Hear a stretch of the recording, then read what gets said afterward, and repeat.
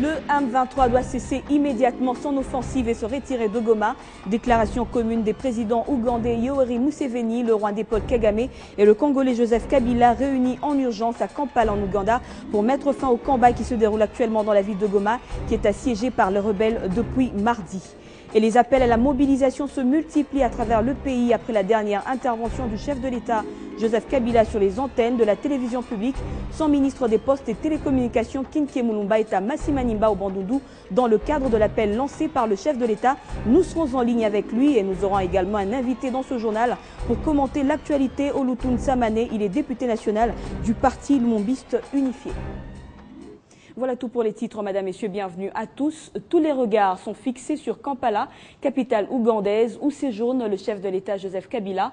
Les présidents ougandais Yoweri Museveni, le Rwandais Paul Kagame et le Congolais Joseph Kabila ont exigé ce mercredi 21 novembre à Kampala aux rebelles du mouvement du 23 mars de se retirer de Goma qu'ils occupent depuis mardi. Le M23 doit cesser immédiatement son offensive et se retirer de Goma, ont-ils déclaré dans un communiqué commun. Plus des détails vous seront communiqués dans nos prochaines éditions. L'occupation de la ville de Goma par le M23 et le calvaire de la population du Nord Kivu continue à susciter plusieurs réactions au niveau national et international. Ce mercredi, les ambassadeurs de France, de la Grande-Bretagne et des États-Unis ont réaffirmé au Premier ministre Augustin Matata Ponyo leur soutien et ceux de leur pays au gouvernement congolais. C'est en temps de malheur que l'on reconnaît les vrais amis, dit-on. Voilà qui justifie la présence ce mercredi à la primature des chefs des 3 missions diplomatiques, Luc Allard de France, Neil Wigan de la Grande-Bretagne et James Entwistle des États-Unis. Pendant cet entretien avec le Premier ministre, ils ont condamné l'agression du Nord Kivu par le M23 et souhaité leur retrait de la ville de Goma. Nous avons discuté avec le Premier ministre de la situation dans l'Est du pays, mais je dois vous dire que les détails du rendez-vous sont confidentiels. Je viens de sortir un communiqué au peuple dans l'Est du pays, c'est dans les journaux ce matin, pour les encourager, pour les assurer que même dans ces périodes difficiles, le peuple américain, le gouvernement américain reste toujours avec eux. Du point de vue de la situation humanitaire, comme mon collègue des États-Unis, c'est une situation très préoccupante et nous allons nous impliquer pour essayer d'aider la population civile. La France est effectivement aussi à la manœuvre, si je puis dire, à l'origine et en initiative au Conseil de sécurité. Il y a une réunion à nouveau demain du Conseil de sécurité pour pouvoir faire un nouveau point sur la situation en République démocratique du Congo, mais aussi demander au secrétaire général des Nations Unies de faire rapport sur les appuis extérieurs dont pourrait bénéficier le M23 et prévoit d'en tirer les conséquences nécessaires si besoin est. Demander également la nomination d'un envoyé spécial du secrétaire général des Nations Unies pour pouvoir poursuivre les discussions sur le plan politique en espérant que les opérations militaires puissent effectivement s'arrêter, que cette agression cesse. Les appels à la mobilisation se multiplient à travers le pays après la dernière intervention du chef de l'État, Joseph Kabila, sur les antennes de la télévision publique au sujet de la crise dans l'Est de la République démocratique du Congo. Son ministre des Postes et Télécommunications, Tryphon Kinkie Mulumba, est à Massimanimba, au Bandundu, et il est en ligne avec nous. Alors, Monsieur Kinkie, vous êtes à Massimanimba, est-ce dans le cadre de l'appel lancé par le chef de l'État? Je suis à Massimanimba depuis ce matin en réponse à l'appel lancé par le chef de l'État, un appel de mobilisation du peuple et des institutions. Massimanimba, c'est le territoire charnière. Massimanimba a toujours été derrière le gouvernement. Massimanimba a porté toute sa voix au gouvernement, au président de la République. Et donc, voilà pourquoi je suis venu là pour mobiliser. Et dans quel état psychologique se trouve justement la population? La population est absolument triste. Quand j'ai parlé de ça, la population, j'ai senti toute la douleur qui la marque. Mais en même temps, grâce aux médias quinois et à TV50 reçus ici, la population a vu le président de la République très combatif, debout, pour dire organisons les rebonds. Et donc la population sait que le chef de l'État et son gouvernement sont en train de faire du résultat, un taux de croissance qui dépasse tout ce que l'on peut imaginer, 7,2%, et l'année prochaine 8,4%. une monnaie qui s'est stabilisée. La population sait que la route qui est l'épine dorsale, la nationale 1, c'est grâce à Kabila. Donc la population est debout à l'appel du chef de l'État pour se mobiliser et ne pas prêter oreille à ce qui se passe à l'est du pays contre notre pays. Dernière question, y a-t-il mobilisation à Massimaniba, comme ça a été le cas ici à Kinshasa avec les étudiants? Il y a eu une manifestation, mais pro-Kabila, parce que c'est sur 2 kilomètres que la population a défilé, avec moi-même au milieu, 2 kilomètres, pour manifester tout à fait l'appui qu'elle apporte au président Kabila. C'est une manifestation pro-Kabila ici. Merci Monsieur Kinké. Je rappelle que vous êtes le ministre des Postes et Télécommunications.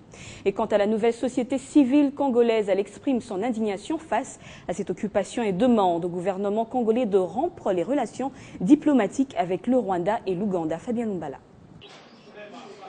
La nouvelle société civile voit à travers l'occupation du Nord Kivu la volonté des puissances extérieures de morceler la République démocratique du Congo en vue de bien chaparder ses richesses. Nous avons l'impression que le Congo est victime d'un complot de la grande communauté internationale et que le Congo n'a pas d'amis en Afrique comme dans le monde. L'unique refuge qui nous reste, c'est la population congolaise elle-même qui doit s'organiser à se défendre. La coordination nationale de ce réseau congolais composé de 200 ONG qui déplore ce qu'elle qualifie d'hypocrisie, complice de la communauté internationale, devenue championne des simples déclarations, des condamnations sans effet réel. C'est le cas de l'ambassade des États-Unis. Ils ont fait une déclaration ici à Kinshasa qu'ils partagent la misère de la population congolaise pendant que son administration à Washington est incapable de condamner le Rwanda qui est en train d'attaquer notre pays, même de prendre des sanctions. Ils vont prendre des sanctions sur les marionnettes, les instruments qui sont le M23, qui du reste n'ont même pas des avoirs. Face à ce constat amer, la nouvelle société civile congolaise n'a qu'un seul choix, la mobilisation générale telle que recommandée par le président de la République, Joseph Kabila, et la résistance populaire. Nous appelons à la résistance populaire pour que nous puissions faire face à cette nouvelle situation, nous imposer par la communauté internationale en complicité avec le Rwanda. La nouvelle société civile congolaise déplore la crise humanitaire sans précédent et la rare cruauté dans le traitement que les Rwandais infligent aux Congolais dans l'honneur Kivu. Une autre réaction mardi dans la soirée, l'ambassade des États-Unis à Kinshasa a rendu publique une déclaration de soutien à la population du Nord Kivu. Au nom du peuple américain, j'exprime ici mon soutien à la population vivant dans l'est de la RDC et tout spécialement aux habitants de Goma, à l'heure où nous continuons avec les autres amis du Congo à œuvrer à tous les niveaux afin de mettre un terme à cette crise. Nous vous dédions nos pensées et nos prières. Le M23 doit mettre un terme à son avancée et se retirer de cette ville. Tous ceux qui soutiennent ce groupe armé doivent immédiatement cesser de le faire. Fin de citation, déclaration signée James Entwistle, ambassadeur des États-Unis d'Amérique en RDC. La situation de Goma préoccupe les députés nationaux. Beaucoup n'ont pas voulu s'exprimer sous le choc. Nos reporters à l'Assemblée nationale ont fait parler un d'entre eux, Olivier Moutoualé, l'élu du Moamba. Il estime que la situation est préoccupante et appelle à l'unité des Congolais. Nos compatriotes de l'Est se trouvent dans une situation malheureuse et très difficile. L'opposition, avant de s'exprimer, voudrait présenter sa solidarité à l'endroit de tous les peuples congolais et en particulier au peuple du Nord Kivu, meurtri par cette guerre. En ce moment précis, ce pays a besoin de tous ses enfants, de tous ses fils. En ce moment précis, ce n'est pas le moment de coloration des tendances politiques. La problématique, c'est plus le problème de ce pays, cette nation, notre patrie. La meilleure façon de répondre à cette humiliation, c'est de rentrer le Rwanda. Parce qu'il est connu, cet ennemi. Il est connu. Qu'est-ce que la communauté internationale est en train de faire? C'est-à-dire, c'est l'injustice pure et simple. Les Congos sont sous l'embargo, les Congos ne savent pas s'acheter quoi que ce soit comme arme, pendant que le Rwanda est superbement outillé en armement pour agresser les Congos. Et qu'est-ce que la communauté internationale affiche comme comportement. Je vous l'annonçais au sommaire de ce journal, un invité est avec nous sur ce plateau, Olutoun Samané, il est député national du parti Lumumbiste Unifié. Bonsoir et bienvenue. Bonsoir. Alors comment jugez-vous particulièrement la réaction de vos collègues de l'opposition qui ont claqué la porte hier? Eh bien, on dit généralement que la politique de la chaise vide ne paye pas, bien qu'il y en a qui veulent éventuellement considérer ça comme étant une habitude, une stratégie pour pouvoir peut-être procéder à l'évitement. Il est vrai qu'il y a un problème. Le problème de Goma nous a préoccupés tous. On était sous le choc. C'est un problème, non de l'opposition, non de la majorité, mais c'est un problème congolais, de tous les enfants congolais qui sont concernés. Ceux qui sont à Bukavu, comme ceux qui sont à Bandundu, ceux qui sont à l'Équateur, ainsi de suite, devaient normalement se sentir unis parce que quand on a mal à un doigt, c'est pratiquement tout le corps qui en souffre. Par conséquent, j'ai regretté infiniment la position que nos amis ont dû prendre pour pouvoir sortir et vider la salle. Il est vrai, quand une maison prend feu, ce n'est plus le moment de commencer à discuter des relations. Mais ils ont quand même raison, parce que le fait, ce débat ne pouvait pas avoir lieu sans un membre du gouvernement, notamment le Premier ministre lui-même. Mais vous êtes en train de dire, quand vous discutez des problèmes chez vous, est-ce que vous attendez que le bourgmestre soit là nécessairement?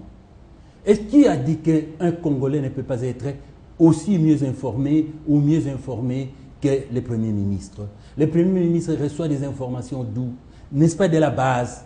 Par conséquent, en attendant que le Premier ministre arrive, parce qu'il y a des procédures, la procédure est longue pour qu'on puisse faire une interpellation. La procédure est longue pour que le Premier ministre puisse venir. Bien sûr que le président de l'Assemblée peut éventuellement user de son pouvoir pour faire venir, mais quelle que soit la situation, on va les faire quand il est chaud. Alors justement, quelles sont les propositions que vous formulez au gouvernement? Mais s'il y a des propositions à formuler, d'abord, en ce qui concerne le gouvernement, il faut garder son sang-froid.